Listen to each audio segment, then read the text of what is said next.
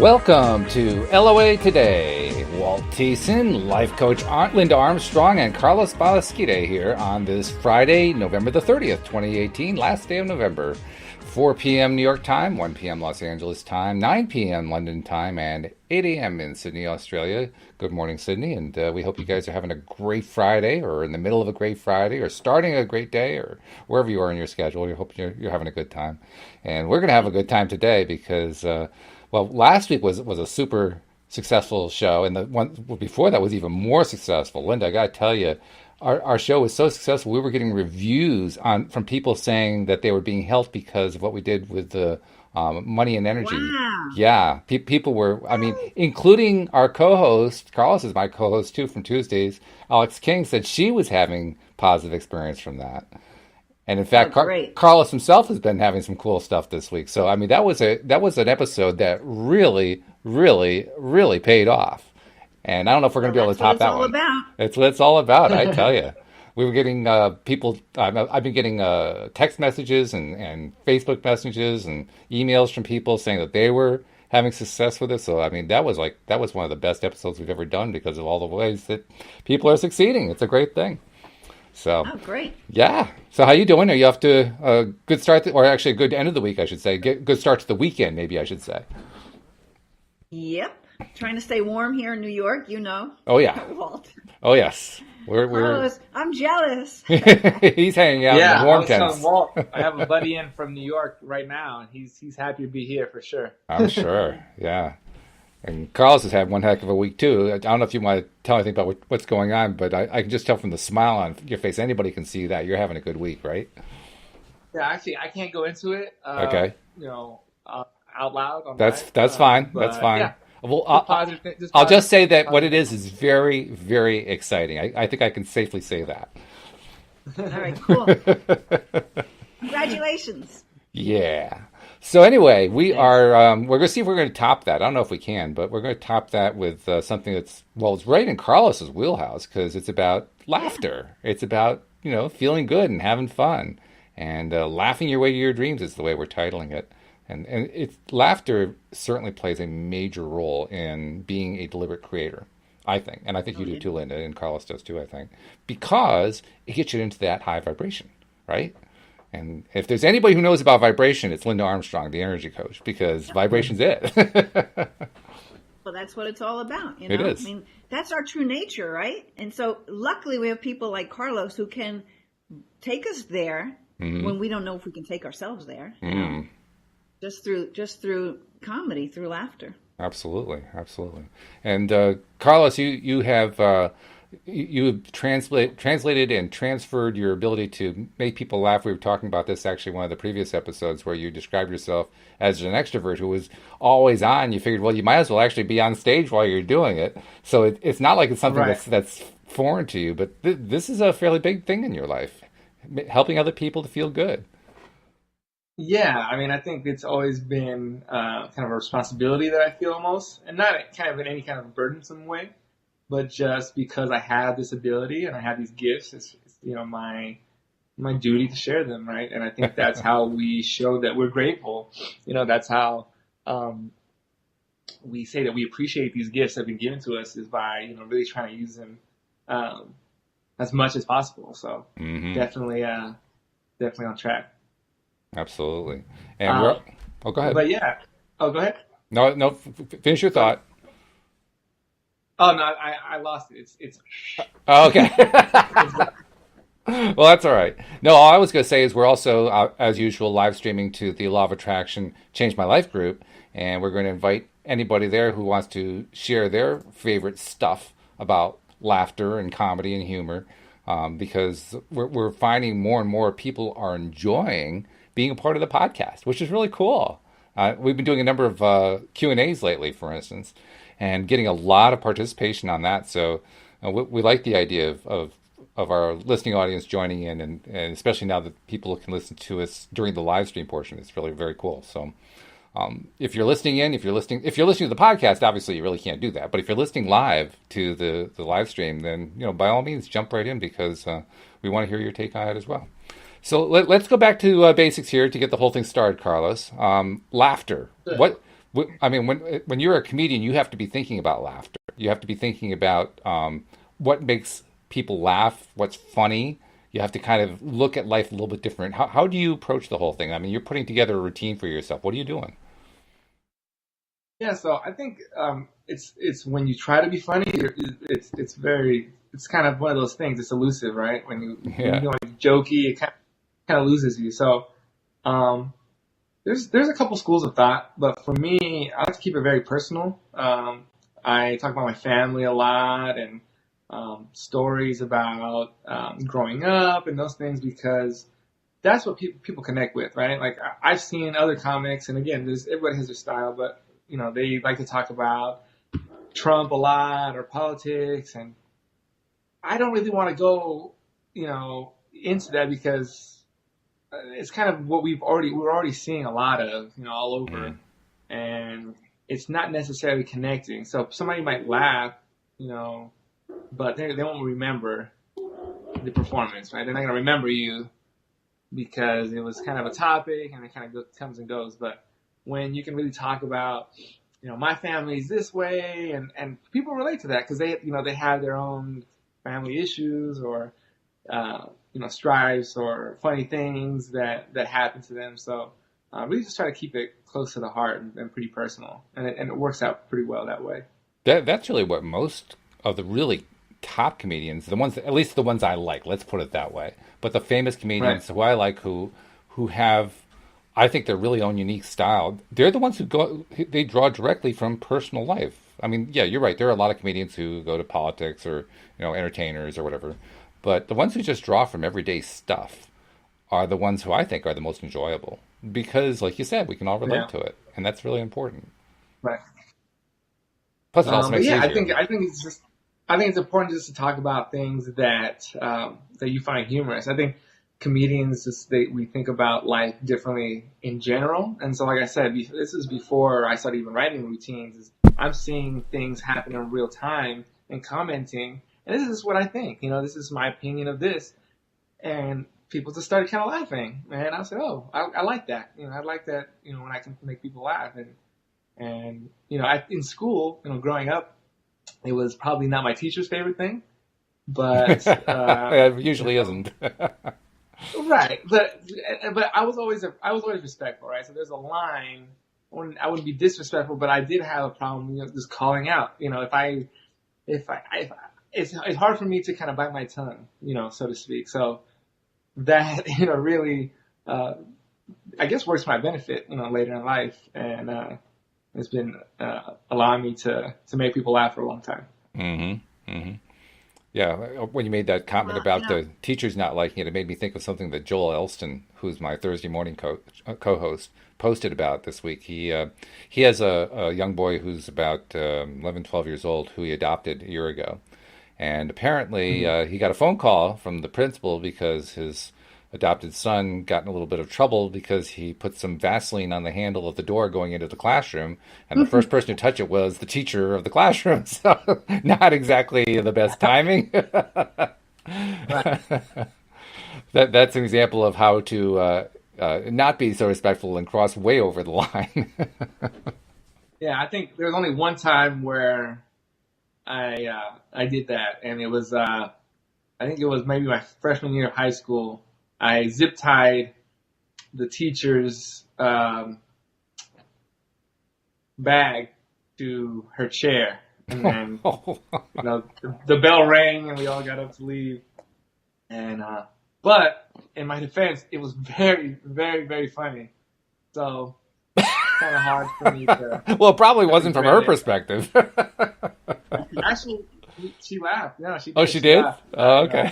Right. I didn't necessarily get in trouble for that. It was, then that's the thing, though, right? It's like I showed respect to my teachers and was a nice person, and so they knew that that's funny and it's not malicious, but it's like, hey, there's a time and a place kind of thing, and that's Mm. And it's funny to kind of get into that real quick is comedians at the end of the day are just kids who never learned to follow the rules, right? It's like you're not supposed to do that, or you're not supposed to talk, or you're not supposed to say that, or But comedians, for the most part, again, I don't want to generalize here, but we really play it by the rules of regular society, and that's something that kind of allows us to have that kind of unique perspective. So. Robin Williams, when he was on. Oh, go ahead, Linda. Yeah, can I add to that? I like the way you bring that in about being a kid who like hasn't like grown up or whatever, because I mean we come here as this high vibration energy that knows that we can do everything and the world evolves around us, and it's from that energy. That's a very high vibration. So comedians just let that be there, where a lot of people are like squashing that, and that kind of like holds them back. But I love the way you talk about, at least I think you said your comedy is making fun of life stuff, because why not? I mean, to take all that heavy energy off of situations that a lot of people can relate to and just kind of look at it from another perspective is very healing. It really can have, maybe someone going through something be able to look at their thing from this other light side point of view and like, okay, you know what? I'm going to look at it his way because there might be a solution in there in whatever that comic skit is that you came up with, even though you think it's just something funny, but really when it's in that high vibration, it could spark something. You don't even know it. You could be sparking solutions for people because they'll come in when you're able to be in that high vibe. Yeah, it's funny though. It's comedy is a very, very different place now than it was even 5 years ago, just because of kind of what's going on politically in our country, and it just seems like people, instead of that mindset when they go to a comedy show, it's the crowds are a little bit more hostile, where people are like they come looking to be offended. Oh, jeez. Instead of that hit, right? Because they are heavy topics, and that's really what laughter and what comedy is all about, is taking those taboo topics or taking something heavy and giving us some light and lighting it up. But there's just it's just like this kind of a shift in paradigm that's been happening.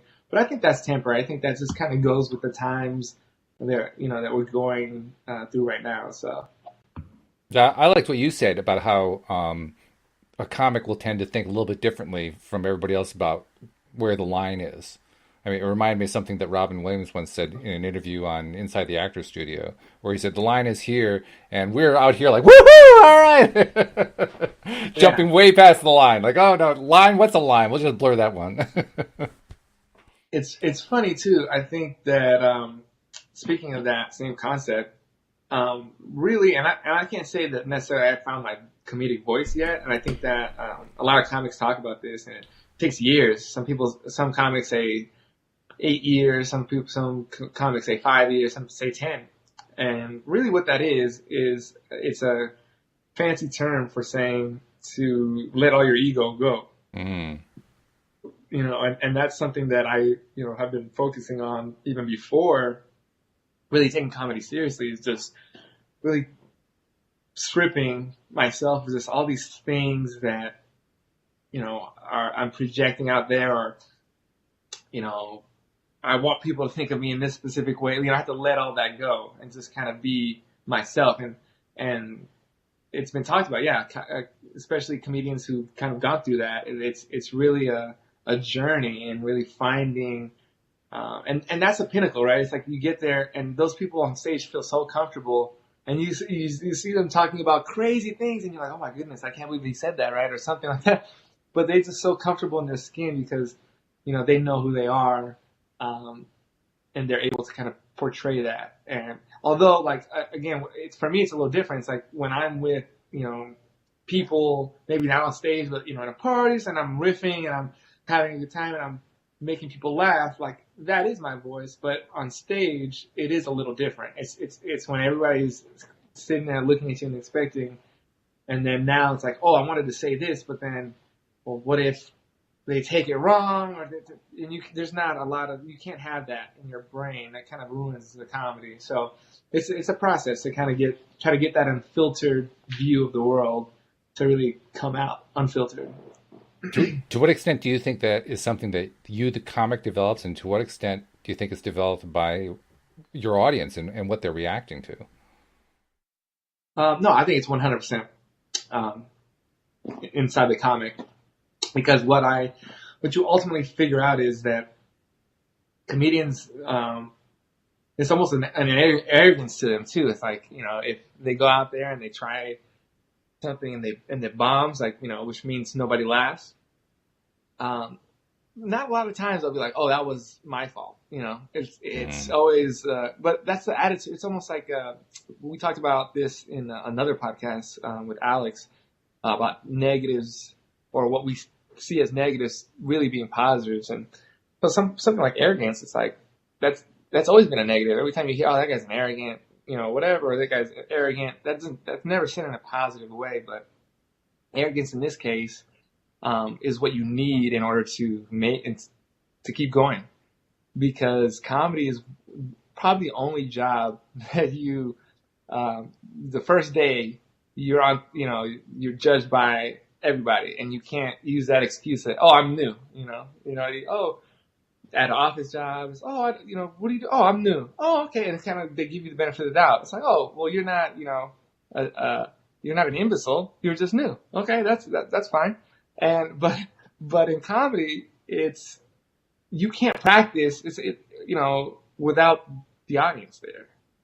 So even as a musician, you might perform in front of people, but you can play that song all day at home by yourself, right? And perfect it. And for comedy, it's very unique in that only in a live environment can you even see if something is working.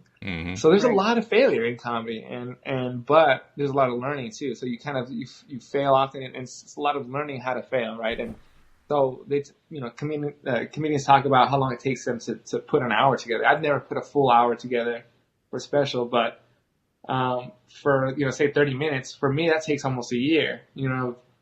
Lots of trial and error, and writing and rewriting, and so kind of what you see with the more polished comedians is a lot of the after effect of all of that failing. So it's, comedy, or being a comedian in and of itself, the process really is a great way of stripping down that ego and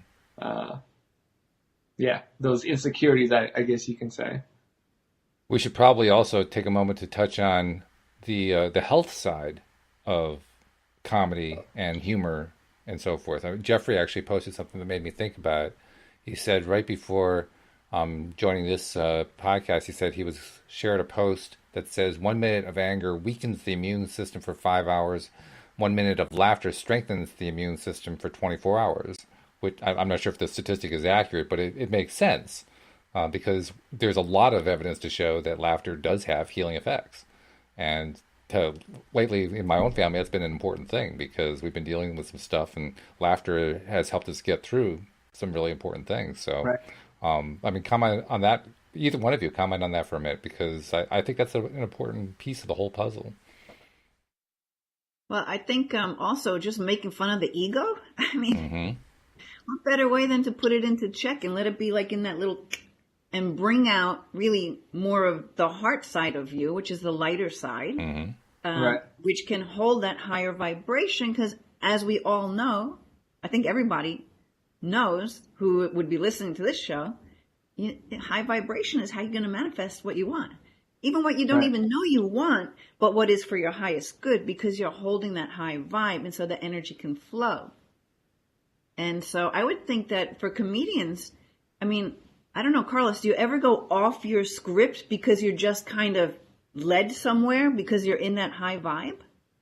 Well, so I think everybody's different. For me, it's a lot of off script off, what I had already written, because comedy is not about me telling stuff at you. It's really should be good comedy. Should really be conversational almost. And it's funny, you'll see people shout out from the audience because they really think that they're compelled to say something. That if anybody's listening that goes to a comedy show, that's frowned upon. So we'd ask that you do not do that. But sometimes people just kind of yell out, and it's like, okay, well, I wasn't. They almost feel like that person's talking directly to them, And that, that's the best kind of comedy. You know what I mean? It's just, it feels, natural. It feels like, oh man, I know this person. You know what I mean? Like I can really relate to this person. But yeah, I mean, as far as the health is concerned, I'm not sure, but I mean, I feel good when I laugh. So I mean, that will definitely, it's healthy. You know, I'm sure feeling good never hurt anybody. But there are stories of people healing themselves by just watching nonstop funny movies. Oh yeah. Yeah, because it's that high vibration. Then the healing can come in. You know, and I love how you said you like to go off script, right? Because when you're in that energy and you're connected, like when I do healing work, I may have an analytical idea of what this person might need, but you know what? It's always bypassed by what flows through.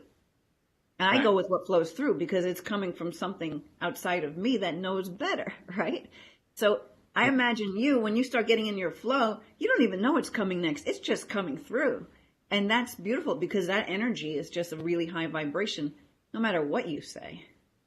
Yeah, I mean, that's what I try to capture the most because, like I said, that's where I feel the most comfortable because that's what I've been doing all my life is kind of just blurting out funny things. Like, it's, with almost hardly any thought. It's just kind of been quick-minded. And so, like, that's something that, you know, again, it's trying to match my funny to on stage. You know, it's really, and it's, you would think it's very, like, transferable, but it's just, there's just these different things. I mean, so to give you an example, like, we talked about bombing before and failing and trying things out. There's a lot of factors that go into comedic performances or live stand-up that you don't have in like other settings. You know, it could be the energy of the room. Like, did people just get off of work? Do they have drinks yet? Are they irritated? They were standing in line too long? Like, there's all these different things that if you really took it personally every time you didn't do well, then you would never last, right? And so you just got to keep in mind that there's a lot of things that kind of contribute to this. And sometimes you're going to have that perfect storm, and sometimes you're not. But you kind of take every experience with a grain of salt, you know, so that you can actually start to form your material. So you don't say, oh, that nobody laughed, and throw that away. You might try it in a different context, so you might try it a little bit differently. And because you know there's something there, right? And you kind of just mold it. And that's why it takes so long. It takes, you know, almost, like I said, good comedians to get ready for a special, they take a year of touring and clubbing or, hitting clubs and trying things out. I've seen very famous comedians bomb an entire set, like nobody laughed at all whatsoever, which actually made me feel better. I'm like, hey, like this is just a reality of what this is, of this work, you know. So, by the way, regarding health issues, I realized I probably should have provided some background there because maybe I have information that other people don't have. My second year doing the podcast, my first permanent co-host was my sister-in-law, Iona, who is currently pursuing a PhD in the neurosciences. And she shared some informational research about research that she had done that basically showed they've done a lot of research on laughter and on humor and on the role that laughter and positive feeling and so forth play in healing.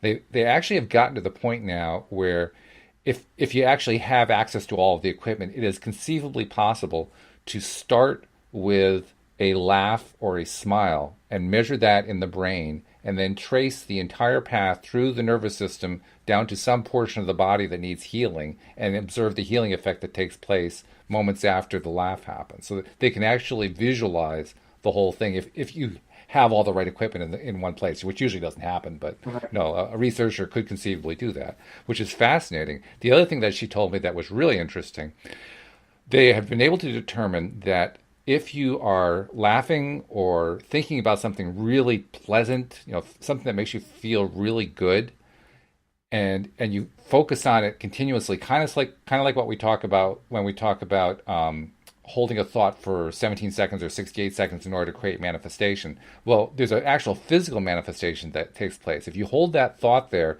and make it strong enough, essentially, 90 seconds later, they can actually detect the healing happening at the source of the injury or the illness or whatever it is. It's a 90-second time frame there. And simultaneously, the way that plays, part of the way that plays out is the nervous system, it works primarily off of neurotransmitters. And these neurotransmitters create these little neuroreceptors in the nervous system.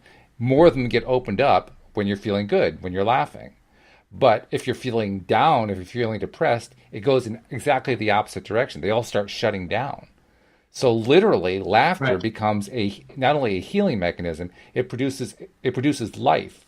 Whereas when you're feeling down or you're sad or depressed or angry or whatever, it's actually sending signals through the body that says, start killing off the body.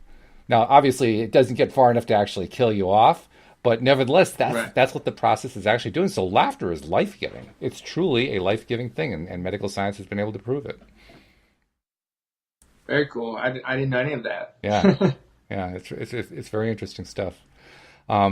Let's go back to the title for a second here, because the title is "Laughing Your Way to Your Dreams," and Linda, you pointed out that a number of people have used laughter to overcome, dread diseases and so forth. I think probably the most famous one is back in the 1950s. Norman Cousins wrote about how he watched Marx Brothers movies and just used that as a way to beat cancer, which was a pretty cool thing.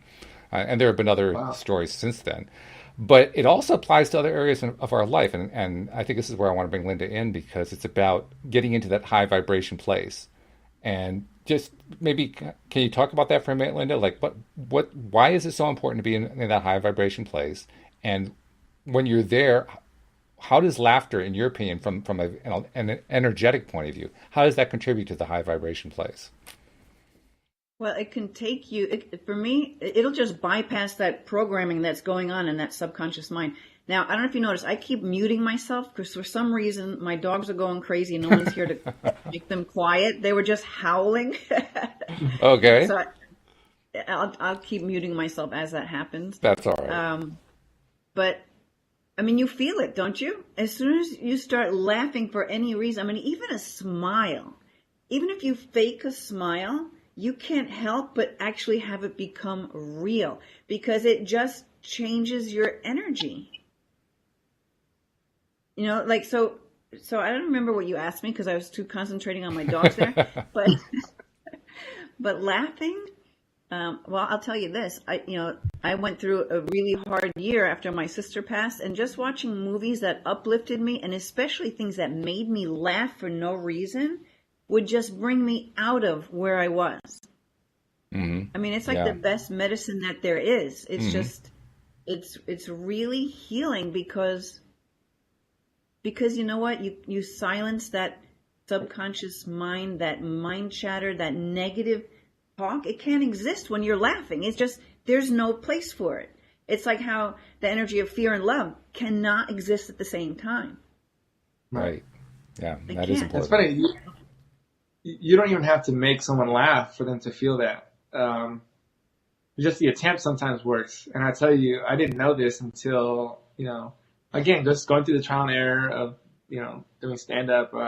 I bombed. I just something wasn't right that night. And I kind of went through my set and I didn't go like I wanted to go. But I got a compliment from somebody that said, you have very great energy. Like, it's like, you just command the space, and it just, you have really great, and that's like, again, the laughs didn't work, but for somebody to kind of come and kind of, even say that, and that's the first out of a few times that happened.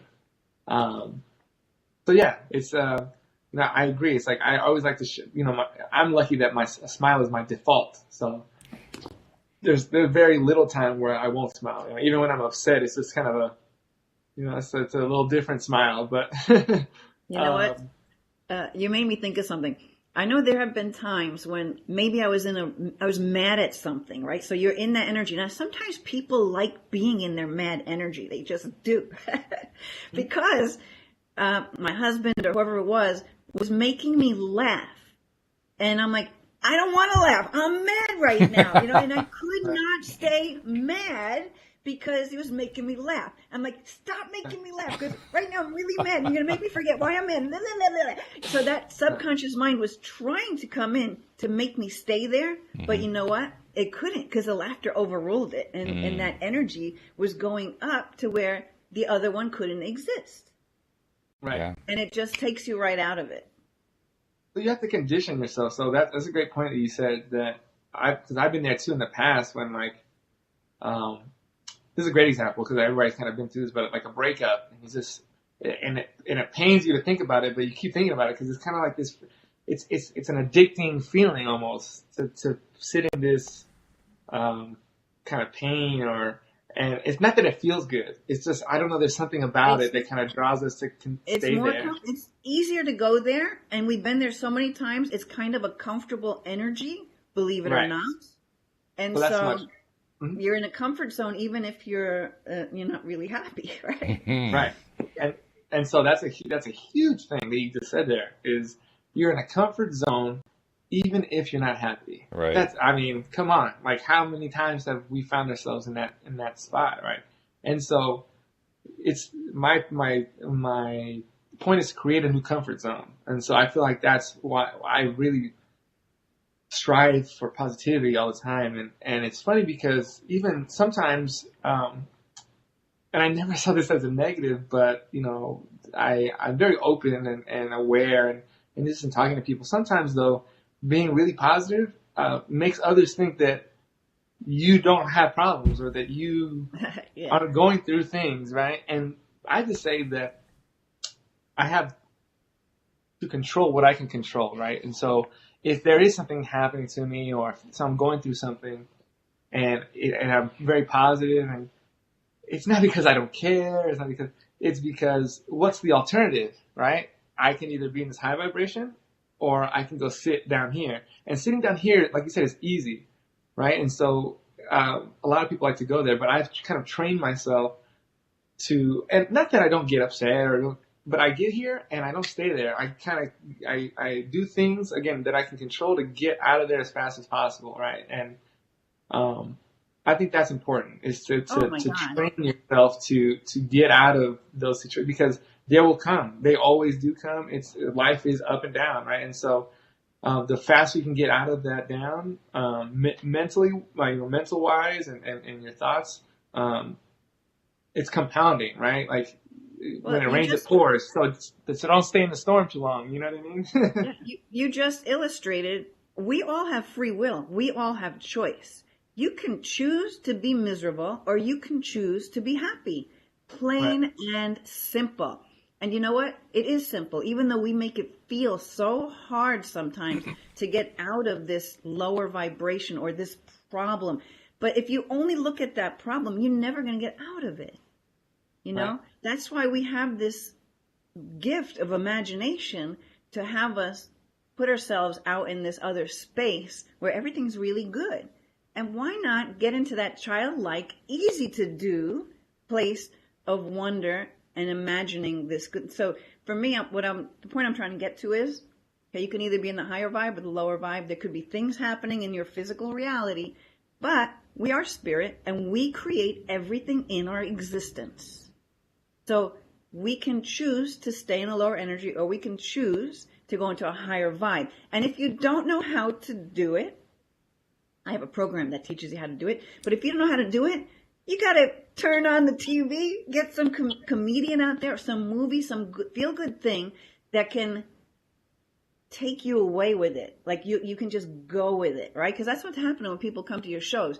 They're there for the experience, and they're open, and they're going to let themselves go. Right.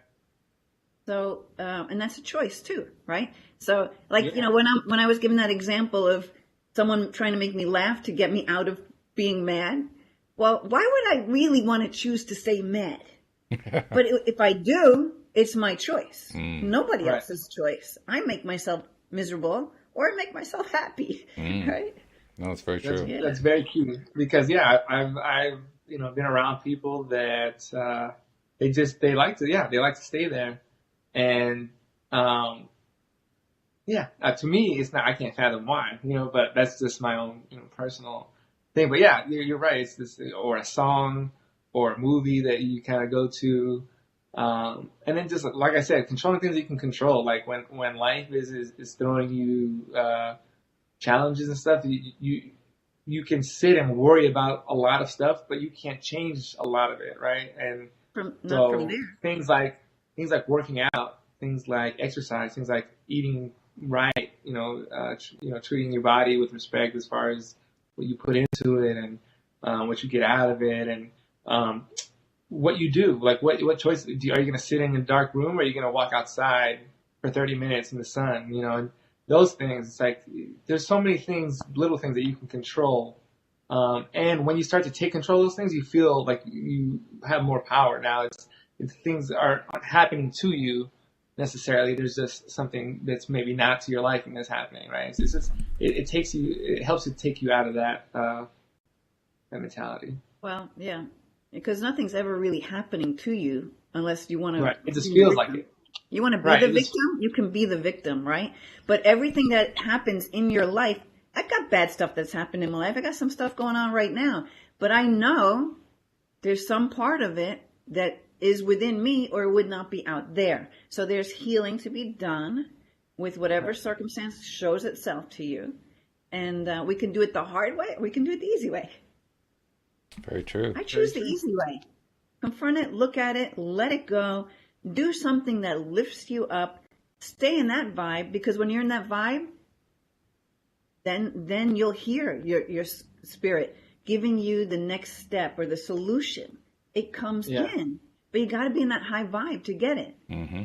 And thank God we've got comedians that can help us get there when we can ourselves. Really, because really you're like healers, Carlos, you're a healer. Mm-hmm. No, and I feel that. And I was just gonna say earlier is that the way that I just found that I love this is, again, from being small, but even to it just the feeling has kind of grown exponentially on stage. Is I get fuel from others' laughter. So like I almost literally feel like I'm sucking energy out from other, like that's how I keep myself in this high vibration all the time. It's kind of, when someone laughs from something that I said, from a thought that I had, that really had that effect to where somebody makes an audible sound that's uncontrollable. I just made this person do something. Basically, I just made this person have a reaction, and that kind of that energy that I get back from that, and again on stage, it's amplified, is keeps me going for through whatever. That's really what feeds me. So I totally relate to that, because for me, when I'm channeling healing, I'm high. That energy, and that's that energy that's fueling you, that's coming through you to those people, allowing them to release it. So you're not sucking anything out. You're actually putting in the light, and they're able to release that darker energy. Yeah.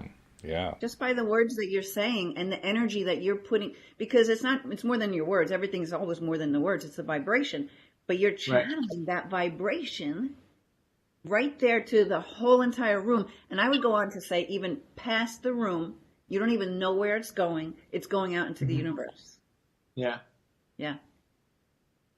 Hey, Think of that. You're going out past your room from the stage to the energy will just keep going, right? Especially the good energy. Right. Yeah. Pretty powerful. Hey, we got a couple comments I wanted to share from our listeners. First of all, Jeffrey said, "I can feel my vibration rising right now from all of this, from all of us participating and co-creating." He says, "I'm going to go do some physical comedy right afterwards." So good for you, Jeffrey. Nice. And Nasha says, "Laughter has healed me a lot. Laughter is the biggest source of my survival, to be honest." And she goes on to say, "Happiness needs change, and that's why it's difficult. We have to come out of the comfort zone in order to come out of the depression, loneliness, etc. And most of the time, when we're down and upset, we are in the comfort zone." So exactly what you guys were talking about a moment ago. Yeah. Yeah. The comfort zone could be a scary place. It It's is. and it can come out of nowhere. I think that's where a lot of people kind of find themselves. Where I find myself, you do the things you're supposed to do. You go to college, you get to the career, whatever. And then you Monday, and then you can't, and you're waiting for Friday, and then the weekend comes and goes, and then you wait for the next Friday, and it's kind of like revolving circle. And then you look up, and it's like, wait, what? Am I even living? Like it was very hard for me when I was doing corporate work to live in the now, live in the present. I was always thinking about something else, thinking about a business I could create, thinking about jokes or this or that. It's very hard to sit in. But that's a comfort zone, right? It's like, hey, this makes money. I know where I'm supposed to be at all times. I know I'm going to get a paycheck. This is all things that are very comfortable. So a lot of people sit in there, and that's, I mean, again, every to each their own. But for me, it was just, there was no way that was going to be able to continue to be a possibility for me. So it's now is comedy more hustling and more kind of going after and getting your own opportunities. Yeah, but that means that I have to be in the now. I can't think about next week. I was like, what do I have to do today in order to bring me forward, to progress? And those little that micro focus for me, and I do think about what I might want to manifest, but I don't like to, think a lot about the in-between or the how, because a lot of people get stuck in the how. And if you get stuck in the how, you'll never manifest because you don't know the how. The how could be a route that you never even thought of before that you'll later find out. Oh, wow, look. And in hindsight, oh, look at all these things that, kind of match together to put me here. But if you think, oh, I want a house, and you don't have a job. It's like, well, don't let that stop you from, man, oh, I don't have a job. You're already limiting yourself, right? And so I like to think of the destination, and then I really like to think of today and what do I want? What am I doing today because energy manifesting is one thing, but then it's not necessarily a direct manifestation. It's not like I'll have a house and then tomorrow I get a call that I want a house, right? I might get an opportunity that I need to be able to recognize, and through that, it's leading me in the path to what I'm trying to manifest, right? And so, yeah. There's two things that all of that brought up for me.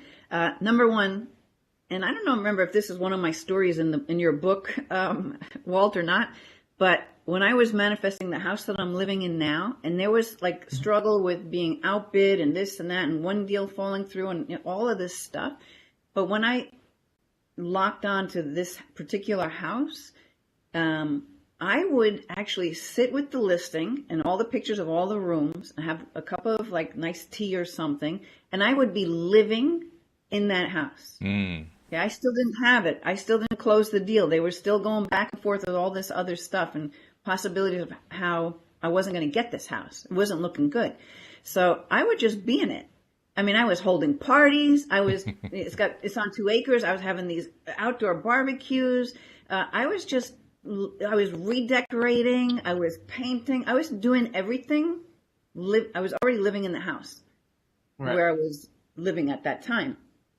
And then I got this house against all odds. Right. But it's because, and I'm sure you were doing this with your Neville Goddard thing, Walt. It's because it was, actually being there. And feeling the result of that. Right. And that's what brought it to me, because that's what it's all about. But I wanted to talk about, when your energy dips sometimes. Like I had like 2 days of misery during this past week. And me too. While I'm going through it, I'm like, because, a lot of what I do too is awakening coaching, because the vibration of the whole planet, everything's changing. That's why people are changing careers. They're wanting to follow their heart and follow their purpose, because there's this whole big spiritual awakening going on, and people are opening up more to the spiritual side of things and realizing that they're much more than this little package that they live in, and that their life is not dictated by everything outside of them telling them you must be a lawyer. You have family that makes you go a certain route, or who knows what it is, right?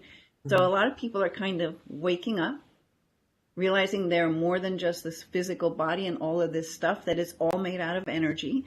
And so the planet is literally changing its frequency so fast that we're trying to keep up in our little human bodies. And we're purging energy that doesn't serve us. You've got help in spirit helping you do all this. You're being downloaded with new ways of being that you're like stepping into because you've got guides and angels helping you. Some people might think I'm crazy, but this is what I live and what I know. And I'm telling you, I had like 2 days where I'm like, who is this person? I'm like, okay, I'm just going to go with it. You know, like my normal routines or tricks weren't exactly helping. So I realized, okay, this is something, I just got to feel this. I just got to be with it. It'll pass. And the more I didn't fight it, the easier it was for it to release. And I just was being grateful. I'm like, okay, I'm grateful for this energy that is leaving my system because it feels really heavy. And I'm happy to let it go. I'm not going to hold on to it and fight the feeling. I just stayed with it. And then, you know, things like watching, actually for me, I'll put the Hallmark Channel on or something like that and get into a higher vibration from that, or comedy, something really funny, or even The Walking Dead. Okay. I love that show. It'll just bring you out of it. Well, that's all about compassion, that show, you know, so yeah. It's funny that, you know, comedians for the most, you know, they project all this laughter or they bring out this dark energy, like you said, and allow people to release it. But and this isn't my story in particular, I'm very unique in this way. I think who else said something similar? Maybe it was Conan O'Brien or something like that. But a lot of comedians comedy comes from a lot of pain, their own personal pain, and you know, I didn't have a whole lot of adversity and pain or anything like that growing up, but I would have to say like 95% of comedians, that's their story. And so that's a huge power to be able to turn something, and these are when I say pain, like these are some of the most negative things to ever happen to people, and to be able to go on stage and be vulnerable and to tell people about it, and not only tell people about it, but turn that dark energy into light energy right there is, to me, I mean, that's, you know, that guy's a sorcerer, right? It's a wizard. And that explains life purpose, because we come here with a plan before we get here. We just forget about it. They live those horrible things just so that they can go on and help other people to release it too, right? To find the flip side of it. Now, I'm one of those people like you. I haven't had terrible things happen in my life, but yet somehow I've come to this. I'm able to help other people overcome things that might have been, you know, like really horrible for them. You don't have to have lived it to be able to be that channel for it, but that just shows how, moving into this higher vibration is healing. Yeah. No matter how it comes through, whether it comes through as a comedian or it comes through as an energy healer, you know, you're still tapping into that same energy and it's channeling through you.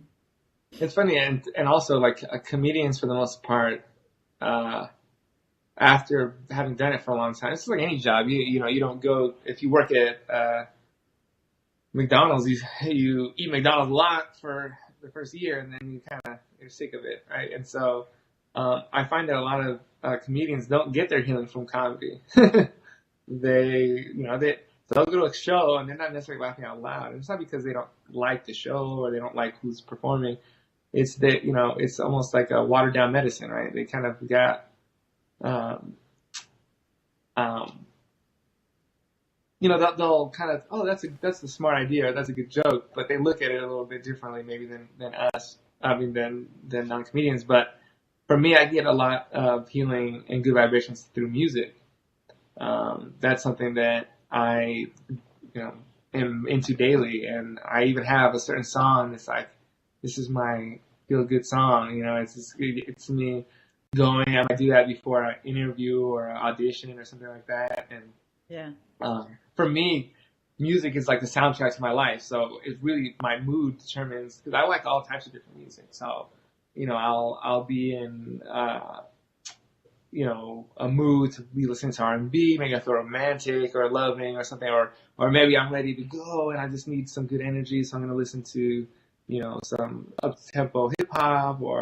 So it really, like, I use music a lot to kind of amplify whatever it is that I'm wanting to feel or what I am already feeling, and so that I can kind of get the most out of it, I guess. Yeah. Hey, Carlos, Jeffrey has a question for you. He says, what makes Carlos Sure. laugh hard? What makes you laugh hard? Oh, for me, physical comedy. So I love, like, Chris Farley, for example. Rest in peace. He's my hero, my favorite comedian of all time, and just his ability to, like, he is funny, right? He's not acting funny. He's not saying funny things necessarily. He's just this person is just. And when he walks into a room, he's funny. I was at the Groundlings Theater, is where I study improv, and there's this guy who was in my class, and he was the same way. I mean, this guy, as soon as he didn't even have to open his mouth, he makes some kind of face or something right before he's going to say it, and everybody starts like, it's just that essence. It's like you say, sometimes it's not even about the words; it's about the vibration. People like that give me Kevin Hart. So very that gets me going. That makes me laugh pretty hard. Yeah, he actually did a follow up. He says, "What makes you pass something through your nose?" Which sounds kind of disgusting, actually, but I understand what he's talking about. Which means you're in the middle of drinking something, and then the comedian catches you by surprise.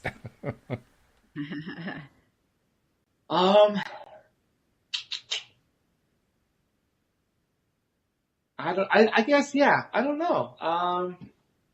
I really like. For something to be really extremely fun, I like when people make call things their own. They have their own words or their own phrases for things, and I don't know if I'm explaining this correctly. Yeah, just to kind of, when I see people's brains work, when it's like they describe something in a very unique way that, that's to me. I like very smart comedy. Like, I really enjoyed George Carlin back in the day. Also, Oh, he was great. Who is just amazing when you can just see the intellect coming out of this person, in such a funny way. It's just, that to me is He was an example of somebody who connected with the audience, because if you just listened to what his jokes were like, they're okay. But it was the way he delivered them. It was the way he talked to you as he was sharing them. It was not, like you said, it wasn't. Right. He wasn't just sending them to you. He was communicating directly with you, and that's what made it funny. I was fortunate enough to see him one time when he came. I was at school at the time in Buffalo, New York, and he came to Buffalo to do his routine. And even though, we were in this big auditorium, we were way in the back. He was like this little tiny, portrait on the stage, standing about an inch tall. That's how far away he was. But you felt like he was one row away from you because of the way he would talk to you. Right. You know what? I saw Robin Williams once when it was like when he was Mork, back then. Oh, God. He was like, kind of new to all of that, but I happened to I was at a comedy place in New York, and he just happened to come in, and they let him go on stage, or I don't think it was planned. And he was just picking on things from the people in the audience, like one after the other. And it was just like, he was so quick with finding something that was funny about whoever it was he happened to look at. Yeah. I thought that was like, wow.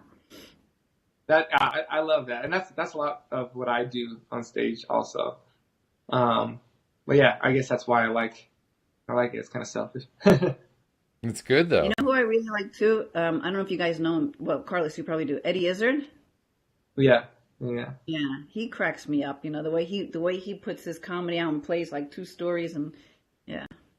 There's a Netflix special out right now called Bumping Mics. It's very similar to that, Linda, where it's actually two comedians, Dave Attell and Jeff Ross, who started off kind of, Dave Attell would have a 1 a.m. set in New York, and when Jeff Ross would fly into town, he'd come in at midnight, go to the comedy store, or no, go to the comedy cellar and just see who's around, see what comedians are there.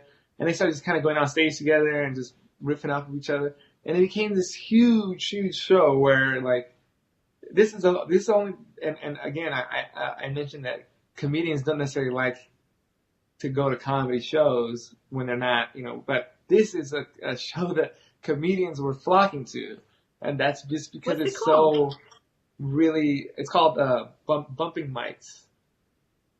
Bumping mics, yeah. And it's just really off the top. These two are the quickest guys in comedy right now. So if you like that, you'd probably really like this. It gives you that feel of being in a comedy club. That's there's nothing better than that. I like watching comedy in big theaters and stuff. But to me, it's a completely different experience. Yeah. Well, one of my favorite things is when a good comedian, and Linda, you mentioned Robin Williams, he was really good at this, would take an object that was just in the audience. Probably the most famous one was where he took somebody's Donna Karan scarf and used that scarf to do like 4 or 5 things in a row. And I was curious, right. Carlos, is that something that you've ever enjoyed doing? That just finding something that's in the audience and just taking it and seeing what you can create with it on the spot.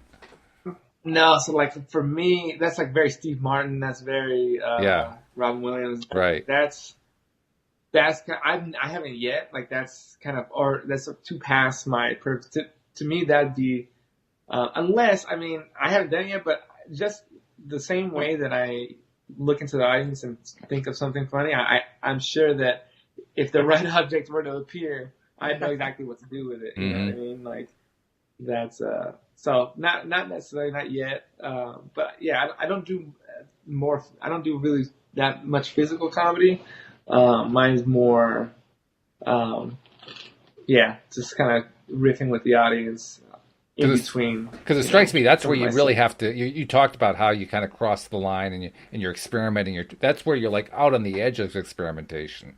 You're on the cutting edge at that point because you get it wrong and the audience is just kind of staring at you. But you get it right, it could really work. So it's really, I can see that would be like one of the toughest things you can do because you can't prepare for it. How do you prepare for somebody having a Donna Karan scarf? No, but what you can do again, just kind of focusing on what you can control.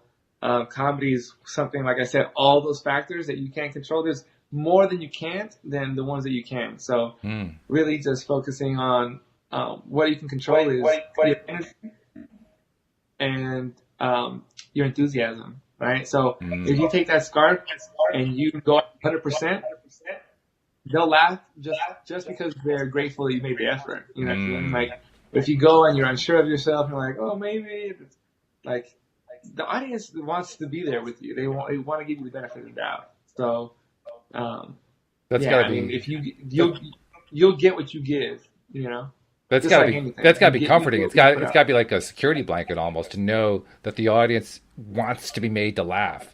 So they're waiting for you. Like I know you can do this. Come on, I'm ready to start laughing. Yeah. Well, I'll tell you, that's something I learned very early is the first joke. It should be strong because it gives the audience permission to laugh. Because at first, especially when you're unknown, this doesn't happen with known comics. So I'm going to make that distinction. But when you're relatively unknown, they don't know if you're funny. So they're kind of almost more worried than you are up there for you. They're worried for you. They're not worried. Right. It really is. They're like, it's because they are projecting their fear of public speaking, right? And they're like, oh my goodness. Especially like if it takes a while for them they're sitting nervously for you, right? So if you kind of break that ice and get them to laugh, like, oh, okay, we can relax. Like this is gonna be fine, right? So do you ever use that? Do you ever use that example as your comedy for the group? I know some of you guys are really nervous. I might not be funny. Yeah. So one of my intro jokes is something about, because they clap for you right before, when you come up. And so I say, oh, that's really nice. I love comedy because one of the only places people cut for you before you work, right? So you kind of gave me the benefit of the doubt. I could be really bad. I could be not funny. But I already kind of got what I came for. And then I say, this is what waiters must feel like when they get a party of 8 or more. You know? Yeah, right. So, yeah, I mean, that's the best is when you kind of can, when you pick out exactly what's going on in the room, people love that. It's like, it's a natural point that everybody knows and can laugh at. So, yeah. By the way, Jeffrey was commenting, when you were talking, you went on that one spree there, you were sharing quite a few thoughts in a row. He was saying, look at Carlos' smile, lighting it right up.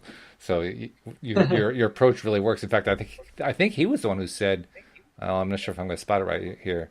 I think he was the one who said that he wanted to steal your line about always smiling. I don't remember what the exact line was, but that you tried to make it a point. By default, maybe? Yes, yeah, that's it. Yeah, smiling by default. Yeah, that was the one. Yeah, no, it's funny. I would work nights in a factory. When I started at Amazon, I was a manager of a warehouse, and I would work overnight. So it's like 3 a.m. and I'm just sitting there with a huge smile on my face, walking down, and people are just wondering, like, what's going on? Like, why is this person so? And they would ask me, they're like, oh, why are you so happy? And I didn't know what they're talking about. I had no idea. I mean, I don't feel like particularly happy right now. I'm just living my life, but that's just kind of how. If you don't see me with a smile, that's when you know there's something really wrong. I mean, they're really hungry, you know, or extremely stressed. Mm-hmm. Yeah. Laughter is contagious, just like a smile is contagious, just like a yawn is contagious. I mean, did you ever see someone cracking up and they can't even tell you what was funny, and now you're cracking up and you have no idea why? Mm-hmm. Yeah, that would get me in trouble when I was in school too. Yeah, like even in the theater, if someone starts, it's like it gives everybody the permission to let go. Right.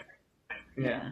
I think that's the biggest thing. Yeah, it's just a lot of people have that. You know, I talk about trying to let go of my ego, but a lot of people have that ego too. It's like they might even think something's funny, and they're like, they kind of do this, you know, thing where they look around and see if anybody else is laughing. But yeah, it's true. It's kind of, we are like we are a group species, right? And that we kind of like to, for the most part, we like to kind of be with the group. So absolutely. Right.